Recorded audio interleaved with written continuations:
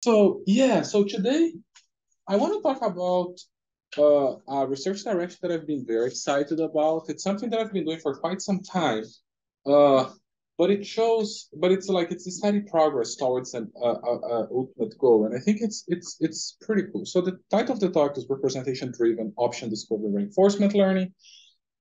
I realize this is a mouthful of a title, so we'll parse it, and eventually you'll know what the talk is actually about.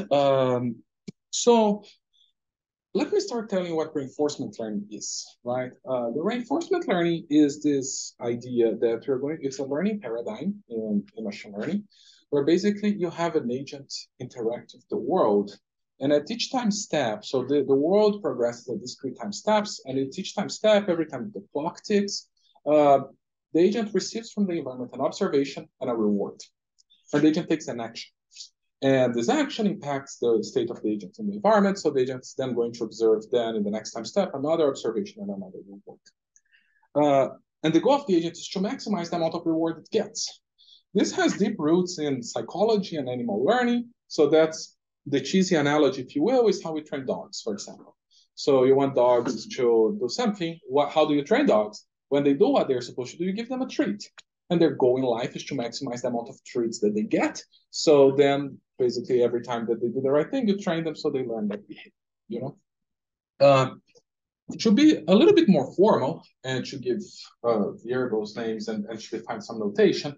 And I know that there are some control theorists here in the room, so I'm sorry, I don't use X for the state.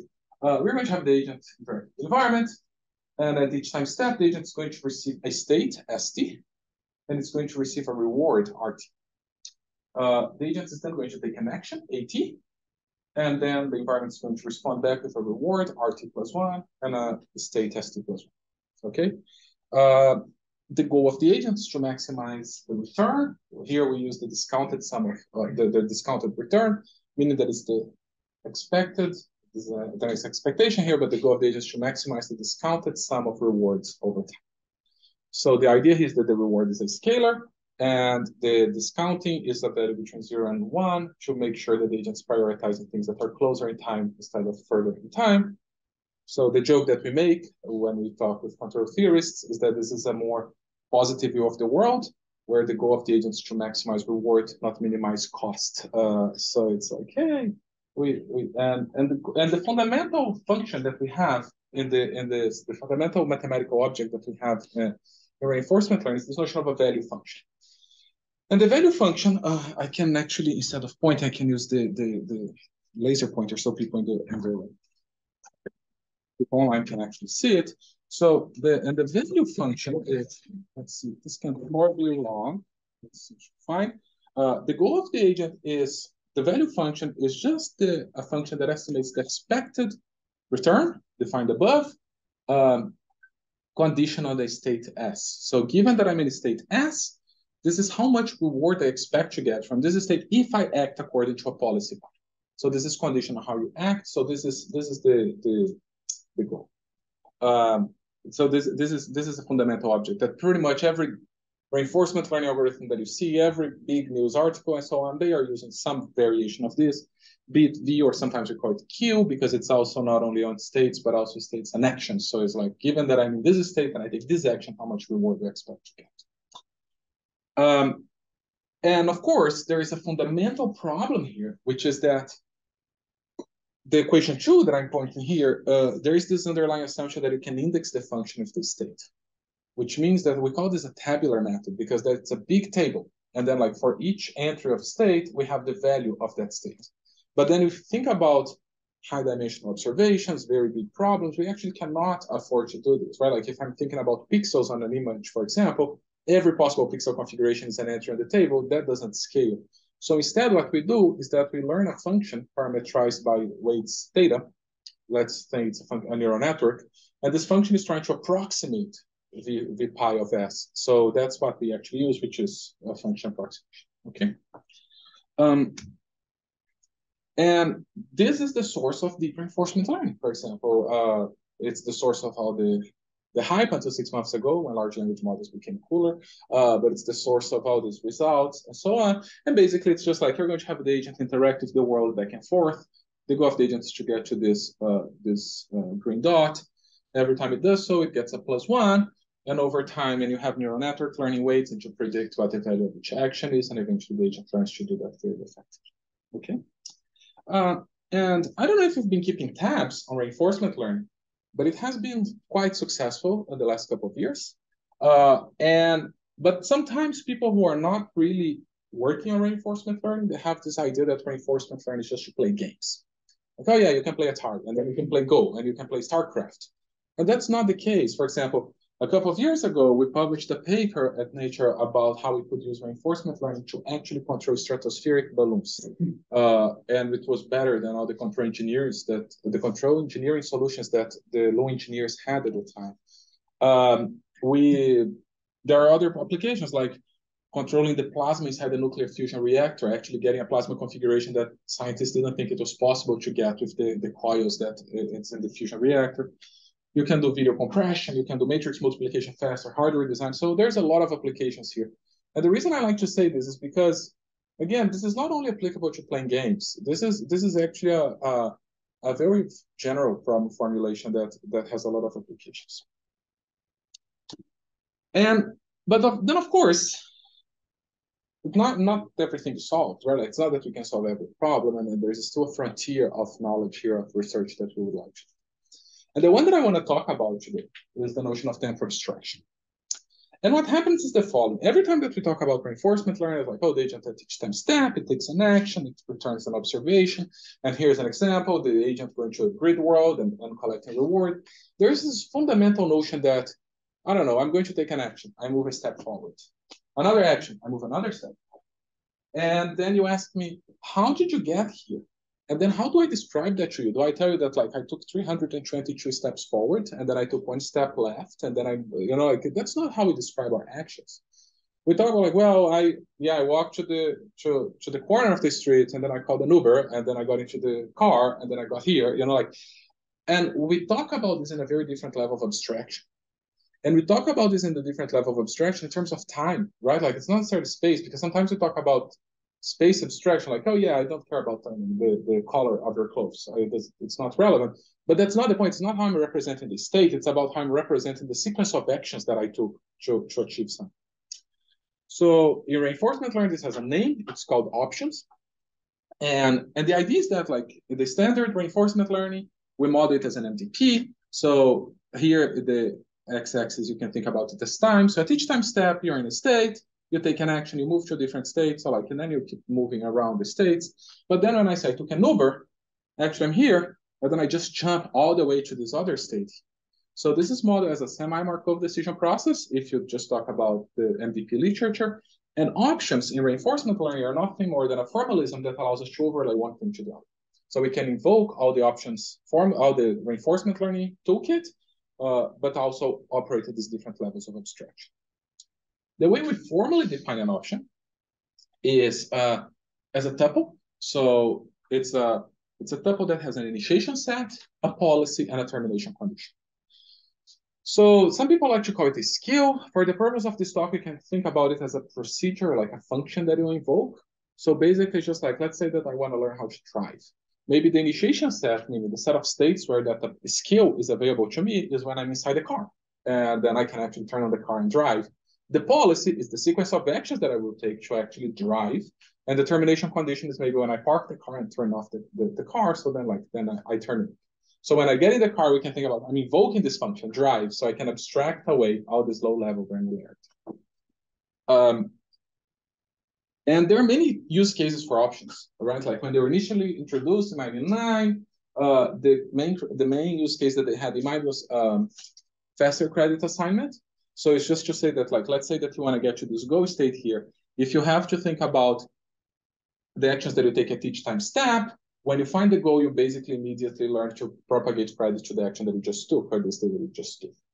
But then, if you can think about, no, I'm going to go to this hallway here, let's say, or to this room, the moment that you do this, you can assign credit to all the actions that you took to get to this room. Like, it's not that I got late because of one step that I took when I woke up.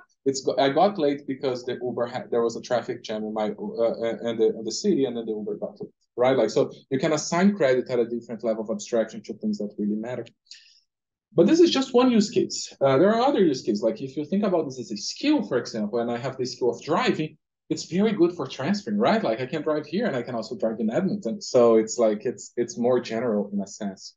There is also this notion, this is what I'm going to focus about today in the talk, the notion of exploration. So reinforcement learning is based on this assumption that you're interacting with the world. You start without knowing anything about the world.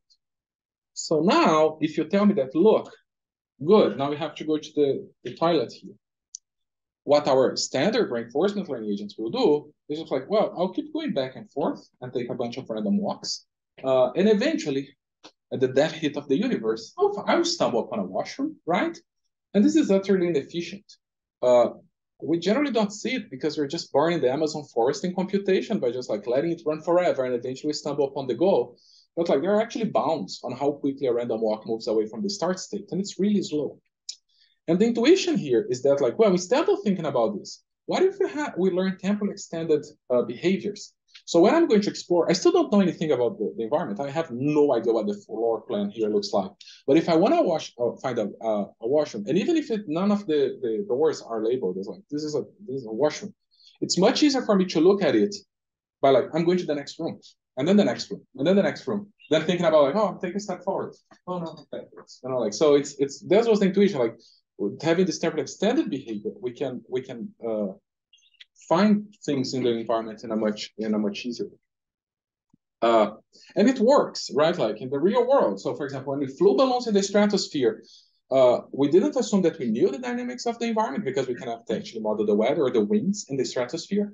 And the balloons had to learn about like, well, what do the winds look like here? What do the winds look like 5 kilometers above me?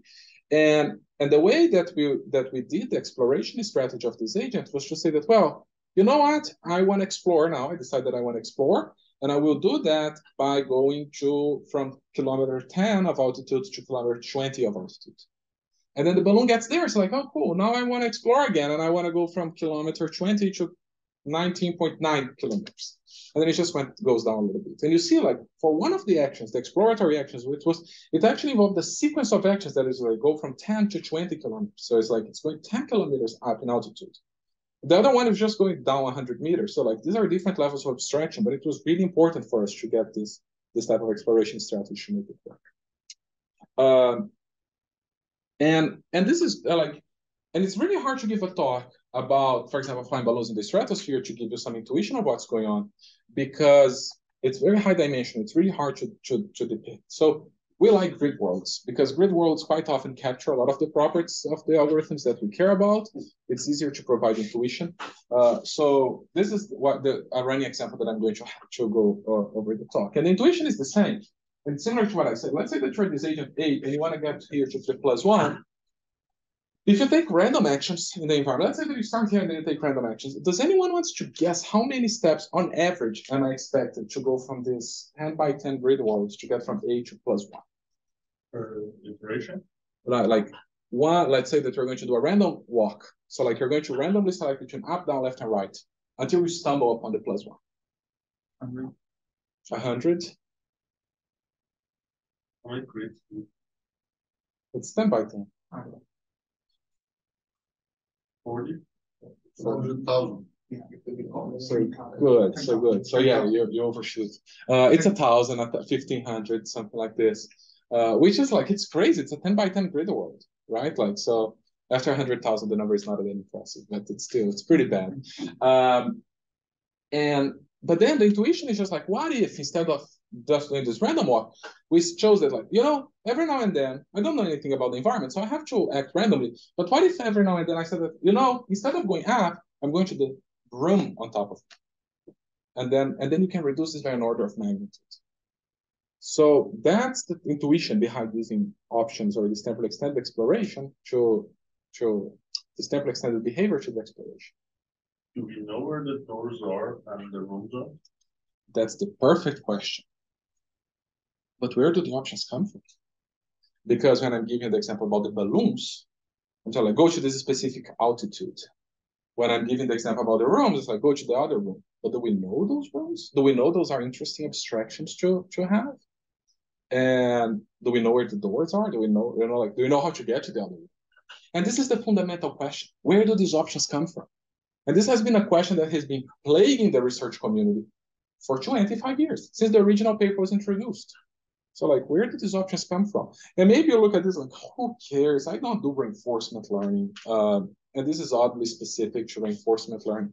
But we can take a step back and we can ask the question like, how do intelligent beings interact with the world? How do we identify meaningful temporal abstractions?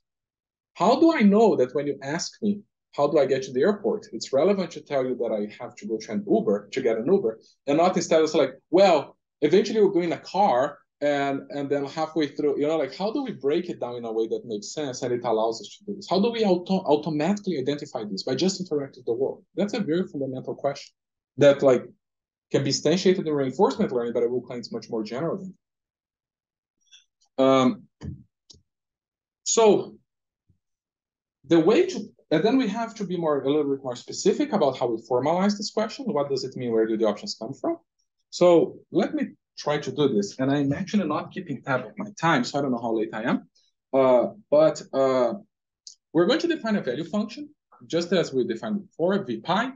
But this is actually a general value function. So it's a generalization of the concept of a value function. And what it means is the following. It's still the discounted sum of a signal, but it's not necessarily the reward anymore. The C means accumulant. So it could be the discounted sum of a sensor signal or something like that. So you're trying to make a prediction about how much do I expect to see this in the future.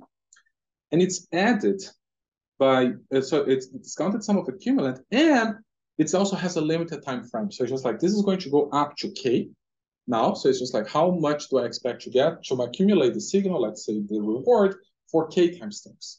And K is a random variable because K is defined by this beta here, which is the probability, is the termination condition. So like when I'm going to stop this, right? Like maybe it could be like, oh, when I park the car, something like this. So in that time frame, how am I going to define this? And this is conditioned, of course, on the policy that you are acting on, and on the termination, right? How you're going to terminate. And the thing is that when you terminate, there is an extra term. When you terminate, you get a value Z here. There is an extra stopping value. Okay, so this is a general value function. It's a paper from 2011 that like generalized this for prediction problems in general. And the idea here that it's interesting is that you can think about this as a subtask, as a problem, which is like maximize, if you want to frame this as this objective, if you want to frame this expectation as the goal as maximizing this expectation, the goal now for the subtask becomes maximize the discounted sum of accumulant plus the stopping value. So this is what I want to maximize. So this is the problem. And what is the solution? The solution is also here. The solution is an option. The solution is the policy and the stopping function that maximizes this. So what is interesting about this is now we have a single equation that unifies everything. The single equation gives us the subtask. So where do the options come from? Well, at the end of the day, we have to define C and Z. And my claim is that if we define C and Z, we're defining the problem that we want to solve. And the option is the policy that is the policy and determination that maximizes that. So I'm going to use this throughout the talk. So if there are questions now, it's a great point, it's a great moment to ask. Yes. Then again, for estimating this Z, you need to do some exploration, right? Absolutely, yes, yes. No, not to estimate the Z. The Z is defined as part of the problem. So like when you stop, you get Z. Yeah, but to learn the option, you have to do exploration. Yeah, but that Z is not known, right? From that point onward, like. No, it's not. Yeah. But the reward is also not known, right? Like every time that you interact with the environment, you get some feedback, right? Like, but it's not that you have a reward model. It's not that you have like, this is the function that if I query a state, I get what the value would be. Yes. Right? Like, so you're learning from interaction in that sense.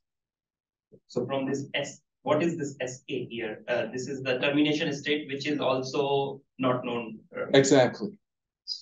And at first, the option could choose the solution could choose to terminate immediately, right? Like, so that's the Z. So let's imagine that the problem is formulated in such a way. Like I can actually give an example to make it more clear.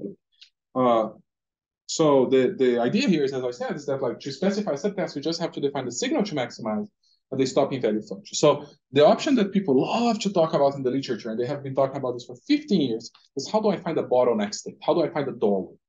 So this is the question, like, how do I find a doorway? So what people have done in the past, like this is the goal. Like I'm telling the agent that I want to discover options that find the bottleneck state, for example. How do you formulate this as a GDF? Well, the cumulant at each time step is going to be -1. And the stopping value is going to be 0 at the bottleneck that you want, the doorway, and -infinity everywhere else. And now you say, learn the policy that solves this problem. So what does the -1 gives you? Well, you want to do it as fast as possible because you're living in a world of pain. And 0 is when you stop feeling pain. And if you decide to stop anywhere else, you're going to have infinite pain. You know, like, so like we specify this. So like, this is how the problem is specified. There's still the point about how do we solve this thing. But the point is just like, this gives us a way of specifying a subtask, which is this question, like how do we define where do these options come from? In this case of the altitude that I was giving for the balloons, well, it comes from like when you get to that altitude, you get 0, or like it's just a goal reaching state like anything else. Yes. For that nature paper about the balloon, I remember in the paper you basically mentioned that you use optimal control as a baseline, right? Yeah. Could that be a signal for ZMS? Like if the optimal controls are just go up? Could be. It would be a valid specification of the problem, yes. Yeah, so I know there might be intuition behind this. Like, why do we separate the two terms when we compute the cumulative revert or some other signal function? So why you don't merge that into C? Because essentially, like at the end determination state, do you have two values, one from C, one from Z? Yes, and it's in a sense just for semantic purposes. Okay. Is treating the final state when you decide to stop, like it could potentially be a special state. Okay. Right? Like, it's kind of, but at the same time, it's all about determination, right? Like, because if you fold these two things together, then it's kind of weird because how do I specify a subtask of reaching the bottleneck? Like if I choose to terminate, do I give it's -infinity everywhere? Like it's a weird thing. Like you could potentially sum them, but it's just like -infinity, and then you get just -1. So you're just making the problem arguably harder from an exploration perspective. You know? Okay. Yes. So why did you define a subtask? Why not use the same procedure for the reaching +1 from A? That's absolutely that's what reinforcement learning does, right? Like that's the standard reinforcement learning problem. But is there some reward for reaching the state quickly?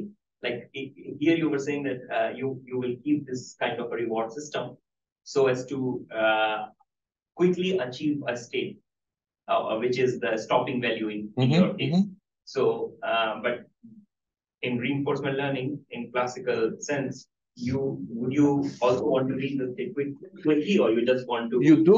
You do, and that's why we have a gamma, right? Like so, even though we have just a 0 everywhere and a +1 at the end, you still have the incentive to reach that state as quickly as possible, because at every step that you're not getting there as quickly as possible, you're discounting that. So in a sense, it's just like, well, I'm telling you, you will get $1,000, but now you have to do this sequence of steps. You might decide to do them over your entire lifetime, and when you're 80, you say like, oh, I finally got my $1,000, but maybe you have an incentive to do it earlier. You know, like because it's worth more now than it's going to be in 80. In, I don't know, 80, 15 years. So that's how we specify the problem. So I'm just talking about like, how do we formalize this as a problem? This problem, like, where do these options come from? How do we learn these abstractions, these temporal abstractions? Like, how do we identify this? And the problem is just like, well, now it boils down to specifying C and Z. And like, can you look at the whole literature for options? The options paper has 5,000, 6,000 citations, I don't know. And you look, all those papers can be, I might claim, we just wrote a paper about this last year, can be boiled down to how they specify C and Z. So that's a unifying perspective.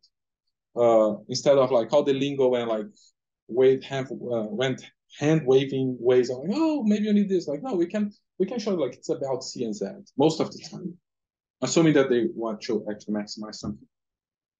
So then the question becomes, what subtask should we use? Well, like how do we specify C and Z to discover those temporal abstractions? And here's the title of the talk, finally, which is this framework, which is representation-driven option discovery. So the idea, the claim is just, again, let's remember, what are we asking is like, how do we identify these temporal abstractions? How do we learn those things? And the answer is like, well, we should learn them from the representation. that the agent is going to learn. So how this is going to be a cycle where the agent is going to be interacting with the environment. While the agent is interacting with the environment, the agent is going to be learning a representation of the observations that it's, if it's pixels, for example, it's going to be learning a representation about the world. Then from this representation, the agent is going to pose a subtask and solve it. Meaning the agent is going to specify C and Z that are functions of the representation that you learned.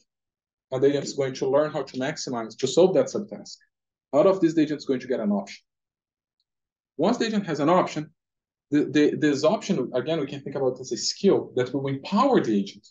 The agent is now empowered to interact with the environment in a way that it was not before, because now it has this additional skill. So when the agent interacts with the environment again, the agent can do things that it couldn't before.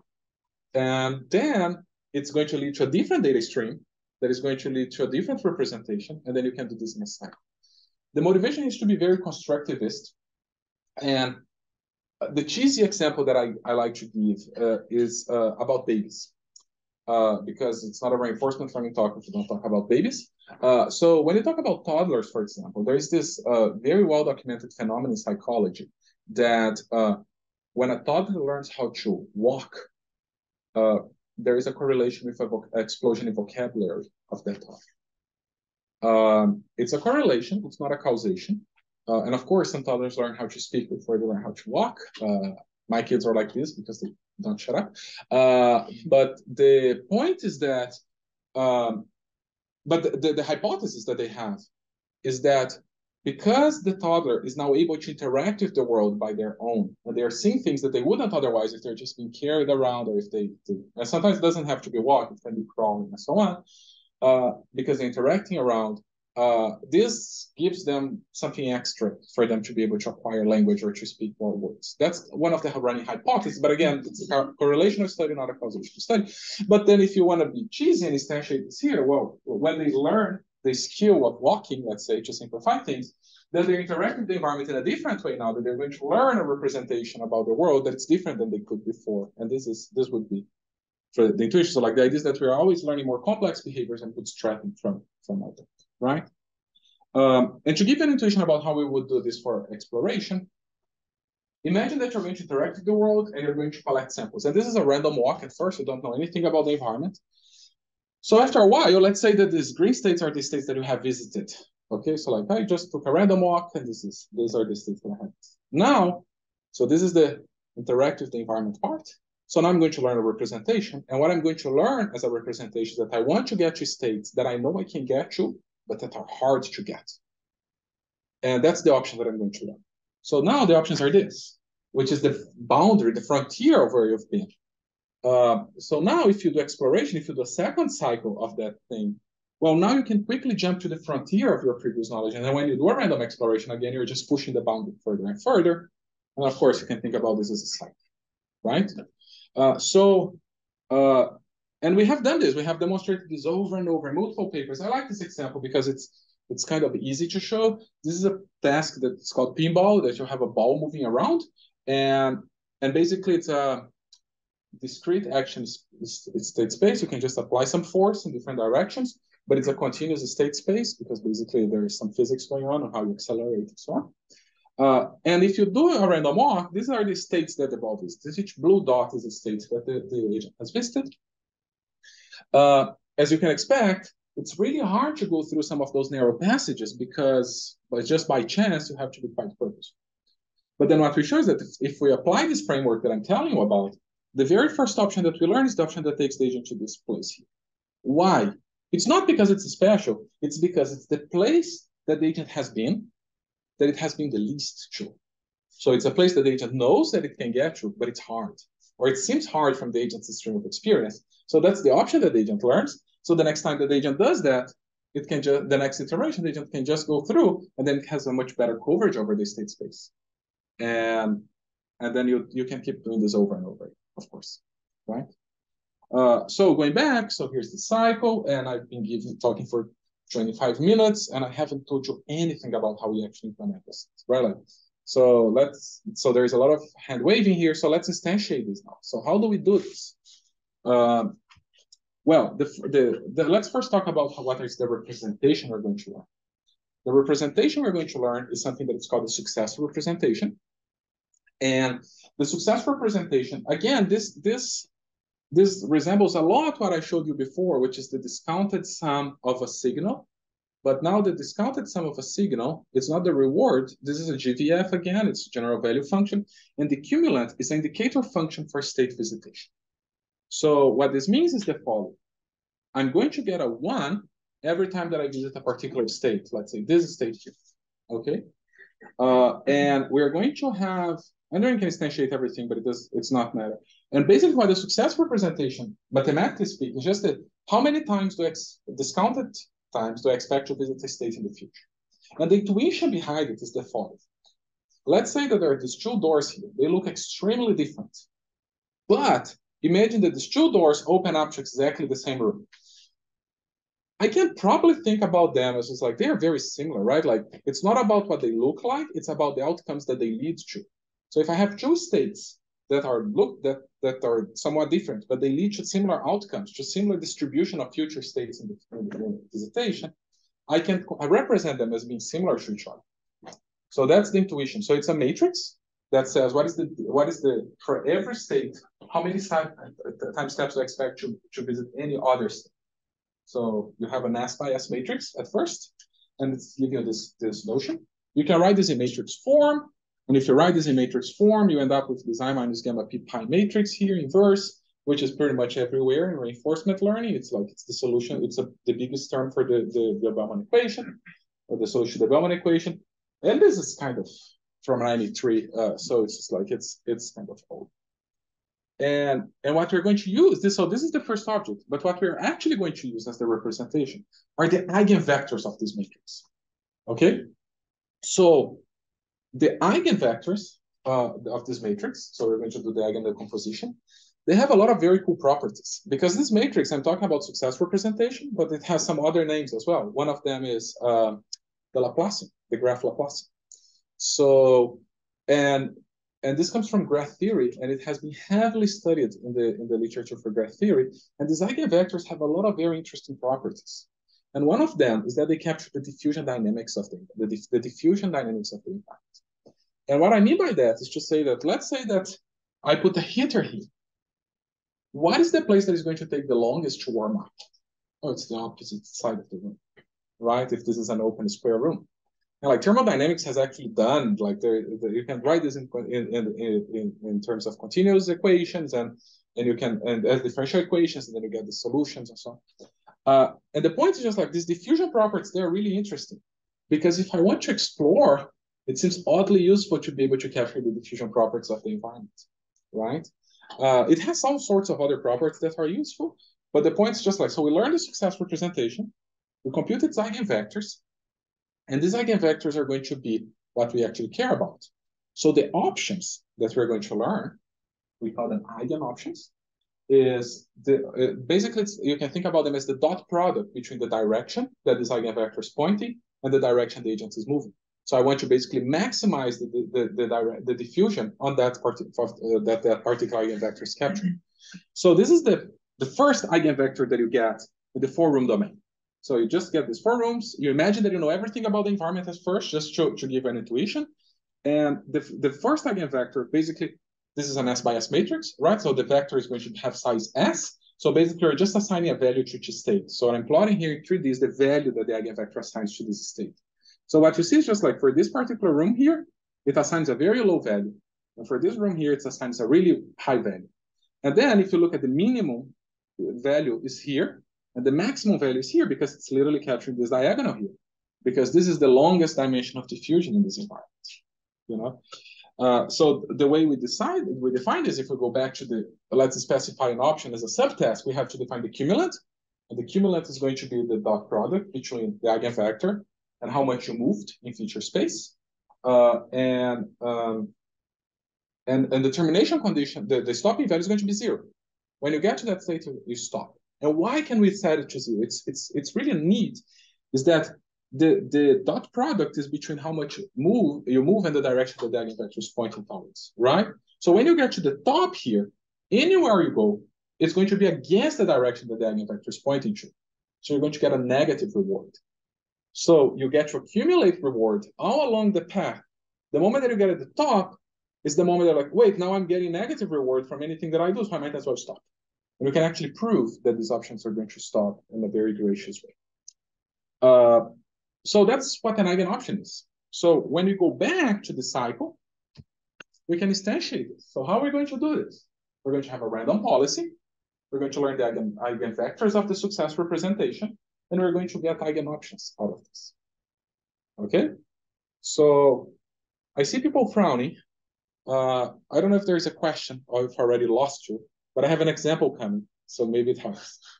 Yeah, so in this example, like, can we imagine how much eigenoptions do we have? Is this equal to the number of states that is, Yes, that's a great question. At first, it potentially could be. So there is a parameter to be set here about how many eigenvectors do you want to consider to discover those eigenoptions.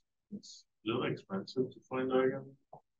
That's a great question, and I might get to the end of my talk and actually give you the answer. But you're right, it's cubic at first. So let me give you an example to maybe give an intuition of what I've been telling about. So this is an agent that starts at the top right corner of this room. And the agent's just going to do a random walk for 100 steps. 100 steps, go in, the episode terminates, the agent is reset back to the start state. The agent has no goal. Here, there's no +1 reward, there's no area. This is just how the agent interacts with it, okay? This is the very first episode, the very first 100 interactions that the agent had with the environment. And what I'm showing here is a heat map of state visitation. So this is the place that the agent has visited the most, just by chance. But if you add up all the numbers, I guess you can see the numbers, at least those who are in front. It adds up to 100 steps, okay? Or 101 if you consider the first transition. So now what we're going to do is that we're going to learn the success representation. So the success representation, we're going to learn it by just interacting with the world. And we're going to learn it in a very incremental way, just like we do in reinforcement learning with temporal difference learning. If you're familiar with it, we're just going to learn it. And that's what the eigenvector looks like. Okay, so again, for now, it's expensive. We learn the success representation, and then we stop and we do the cubic computation of computing the eigenvector out of this region. Okay? And this is just to provide an idea of what this eigenvector is supposed to look like. So again, when you look at this, it's maybe you can't see the shape here, but like when you look at this direction, this is the eigenoption induced by this eigenvector. And if you follow the arrows here, this is where the agent wants to terminate, in this particular state here. Why is that? Well, it's not that the agent knows that the agent actually has never visited this state here, so the agent doesn't know that this bottleneck exists. The reason that the agent wants to terminate here, if you go back to look at state visitations, that the agent has been to this state only once. And this is the region that the agent has visited the least in the environment. So in that intuition about like, well, I want to go to the place that it's harder to get from the agent's perspective, but that I know I can get to, this is the place that I'm going to get to, you know? So this is what the option gives you. So now you're empowered by this option, and now you can interact with the agent for another, with the environment for another 100 steps. Lo and behold, just by chance, and now what we're doing is that we're taking random actions between the up, down, left, and right, but also a fifth action, which is this option. Lo and behold, but just by chance, the agent every now and then ends up here because you have this powerful skill that takes you to the frontier of your knowledge. And then you just keep going and you visit this other state. And then you can compute the eigenvector again. The eigenvector is now better defined in this other part of the state space. It has a new option, that the option is taking the agent to this particular place here or this state here, depending on where you are in the environment. So again, interact again, it ends up going to the third room, you interact again, and it ends up going to the fourth room. And it's just 4 rooms. It's 104 states. You look at this like, who cares? You know, like, but when I saw this, I was like, this is so cool, because I've been watching random walks that take thousands and thousands of steps to visit this environment. And at the end of the day, I can do this in literally 400 steps. And of course, this is just an anecdote. It's not that every single iteration we have, we're going to necessarily visit the 4 rooms in 4 iterations, but we can actually be more principled about it. We can quantify it. And well, first you can see that like the number of steps needed to visit all the states on average in the environment is 27,000 with a random walk and 2,300 with this method. So we reduce it by an order of magnitude. And when you look at the diffusion here in the environment, so like basically I'm plotting is the percentage of time that the agent spends in each state in this environment. And a random walk, it's slowly diffusing away towards the goal, as you would expect. But when you look at this is much more uniform distributed. And remember, we have a constant reset to this state, so it's kind of unavoidable that this is going to be a higher dimension. But I also find it really cool that it's not that it's want to uniformly diffuse over the state space, because you see these darker shades here going to the bottlenecks.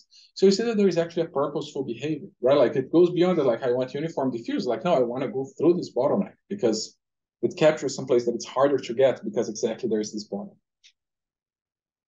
So I think we're okay in time.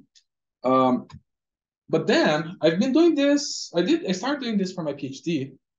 I think the first paper that I wrote about this was 2016. And since then I've been presenting this work, and I've collected a laundry list of complaints that I get. Every time I show this, people are like, I'm not impressed because of X.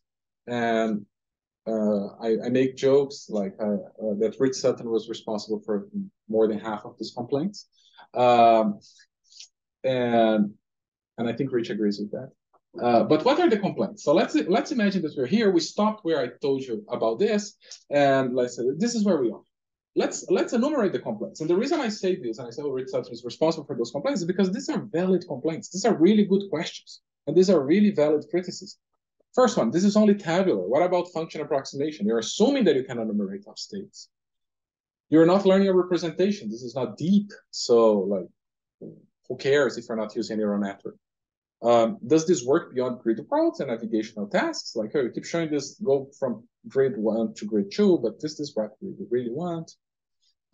You're not maximizing rewards. You're just talking about visiting a bunch of states. RL is about maximizing rewards, so you're evil. You're not really a reinforcement learning researcher. And again, the composition is expensive. It's cubic if you want to simplify it, so this is not scalable. What if the environment is not symmetric? So you're doing an eigendecomposition. So now what if the environment is not symmetric? So this is going to break. You're going to get complex eigenvectors and things are going to break. You can't assume symmetry. The world is not symmetric. You have special phases. So like now you have to collect data, then you have to stop and think and learn a policy and learn the eigendecomposition and do the eigendecomposition. The world doesn't stop for you to think as an agent. So you don't just get to have driving a self-driving car and then you pull over and like, let's wait, I need to do a cubic eigendecomposition, and then you keep going. So like this is bad. A uniform random policy is not a good baseline. You should use X, and X, of course, here means your favorite algorithm, probably the one that you wrote. And the success representation is policy dependent. So it's conditioned the policy, and are you depending on actually always following a random policy? So this is a subset of the complaints that I receive. And the thing that I'm excited about is a paper that we presented at ICML 2 weeks ago that basically answer all these questions. So, and we solve all these problems, the laundry list of complaints. So it's about scaling these things up. So I like to spend a lot of time to provide you the intuition about what we're trying to accomplish and so on, but eventually got to the point of actually scaling this up. And if you think about this cycle, we have to scale up every single step along the way, right? Like exploration. A random walk is really bad, but it's not only that it's really bad. When we interact with the environment and we need to learn a representation, we actually need a representation learning algorithm that is based on features and not the success representation that is tabular, right? And then when we talk about from representations going to solving and posing a subtask, well, now we need to learn an option in a high dimensional space. So we need to do some function approximation, learn a value function. And this value function is going to be maximizing a reward that is obtained from the eigenfunctions of this feature that I just learned. And these eigenfunctions need to also be computed efficiently. And it's going to be an approximation. I'm going to be maximizing a reward that it's an approximation of the actual eigenfunction. And then we're going to then learn this option, which is another temporal problem. And then we're going to empower the agent. And the thing that it's based on all sorts of these approximations is going to be fed back into this loop. And somehow it's going to be okay. And it's not going to go into a spiral of death, and it's going to just make things bad. So it's valid to think about, like, well, yeah, this is a tall order. But we did it. It's fine. It works. And I want to emphasize just one aspect of this cycle, which is the part about that you asked about the eigendecomposition. Isn't it expensive? And yes, and then what happened is that back in 2019, some people looked at the graph drawing literature. And it's like, hey, can we formulate the problem of computing these eigenvectors as a minimization problem? And they did it. And then a couple of papers came after this. There's the 2021 paper that I'm citing here. That's the one that we actually use. And basically, you can formulate an objective that F1, F2, Fd are going to be the eigenvectors that you want to learn from. And basically, what you're going to do with a neural network is that you're going to minimize this loss function. And the loss function is big, but it's kind of intuitive. Given one eigenvector, I want to make sure that two states that are close in space, they have similar value. The eigenvector has similar value because the eigenvector is smooth, right? Like one value is kind of the average around the values around it. So I want to make sure that two states that are adjacent to each other, they're close. But I also need to ensure orthogonality. So like given the eigenvectors j and k, if j is different than k, it means that like they have to be orthogonal to each other. So I might as well make sure that this term is 0. And the delta here is defining this. And if they're not orthogonal, if they're the same, so then I want to make sure that this term is also 0 in the sense of like dot product should fix for that, right? So delta is 1 when they're the same and 0 otherwise. So you make sure that if you're doing the right thing, this term is always 0. It's in a sense what this is doing is just formulating the optimization problem with the constraints as the Lagrangian, and then you're just adding the Lagrangian as the constraints here in this loss function. Okay. There's a couple of details here that we can talk about, but this is the general intuition. But what it's interesting is that if you look at this cycle, I think I don't have it again, but like if you look at the cycle on top, what this allows us to do is that now we're going to be interacting with the environment and we can be receiving high-dimensional observations, and we're going to have a neural network that is estimating this eigenfunction. So we are immediately learning inside this architecture here, we're going to be learning representation features about this problem, and we're going to be spitting out the eigenfunctions. So now, once we have the eigenfunctions, we defined how the option discovery problem is just a matter of like maximizing those eigenvectors. So we have a standard deep reinforcement learning problem that we can solve, and then we learn the options. So the answer at the end is you have approximations all the way down. You're going to use a neural network to learn the Laplacian representation, the eigenfunctions. You're then going to use a neural network to learn eigenoptions. Each eigenoption you're going to use a different network to learn. And then you're also going to finally maximize reward. You're going to have an extra network that is actually going to be learning how to maximize reward because you're going to have to test it. Okay. So how do you train this neural network? Is it included in a big training, or is it included separately as like the training? And then you just plug it in? So at first, some of the results we do it. So we do it in a starting phase, but eventually you spoiled my results. Eventually, we do everything at the same time. So the feedback for this will be the feedback of the value function? So the feedback for the Laplacian representation is loss function. Right. So basically, we're going to get this. This is a loss function. We're going to do a stochastic gradient descent. We're going to minimize that. So we have to train this. Yes. At every iteration, you're updating your network with the samples that you're experiencing, just like in a very incremental way. Is this a supervised fashion or like actually? Well, that's definitely unsupervised in the sense that there's no label, right? Like there's no ground. Like the ground truth is the eigenfunctions, but you just get that by interacting with the environment. So yeah, but it's in a sense it has a very reinforcement learning flavor because you don't have a batch of data. You're actually interactive with the environment, and the policy that you use is the one that actually defines the data that you see. So like you're responsible for defining the distribution, the stationary distribution of your data. So the rest of the talk is a bunch of results. So this one is again a grid world, but now the observation type is an image. So we're looking at pixels now. And this is a big departure from where we were before in terms of scalability. And what happens is that you just have to go from here to here. And now I'm not going to be telling you about how much we visit the state space or anything like that. We're just going to maximize reward. And the blue curve, this CEO, is what is our algorithm. And what you can see that we're fairly competitive to a lot of the standard baselines in the field, like count-based exploration, random network distillation, if you're familiar with those. Otherwise, just a bunch of baselines. But like this is what people care about. And this is online. That's important, right? Like everything is happening at the same time now. Everything is happening at the same time. I did not even include the results where we have the staged phase there in the paper. When we can also talk about non-stationarity, because well, it's like, well, yes, sure, you did this thing here, and it's great, but isn't it too complicated? For the end of the day, you end up with a method that is performing as well as some other baseline that arguably simpler.